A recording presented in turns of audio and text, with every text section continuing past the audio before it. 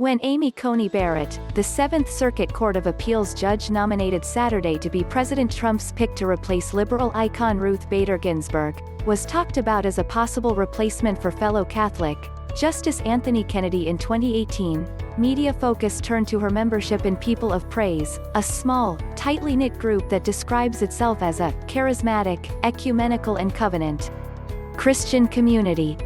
Real-time host Bill Maher Friday criticized the likely pick, describing Coney Barrett as a Catholic, really Catholic, like speaking in tongues. The remark drew criticism from Jonathan Turley of George Washington University, who called it a raving assault. "We teach that People of Praise members should always follow their consciences, as formed by the light of reason, and by the experience and the teachings of their churches," said a statement on the People of Praise website. 1.3 billion, that was the estimated number of Roman Catholics in the world in 2018, according to the National Catholic Reporter. There were 51 million Catholics in the United States in 2018, according to the Pew Research Center.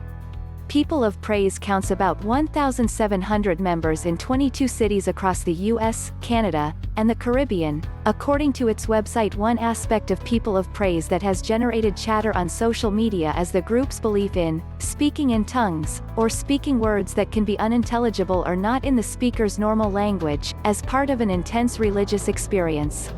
Like hundreds of millions of other Christians in the Pentecostal movement, People of Praise members have experienced the blessing of baptism in the Holy Spirit and the charismatic gifts as described in the New Testament, according to the website.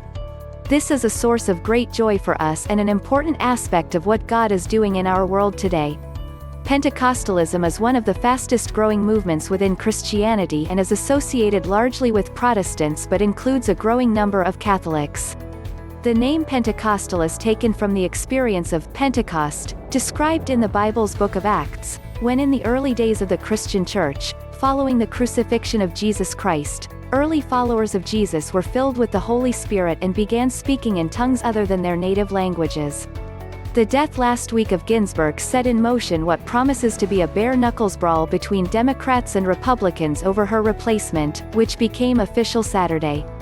When Justice Antonin Scalia, a conservative, died in February 2016, Republicans refused to consider the nominee of President Barack Obama on the grounds that it was an election year. Senate Majority Leader Mitch McConnell, a Republican, has vowed to push forward with Trump's pick, with only 37 days before the November 3 election.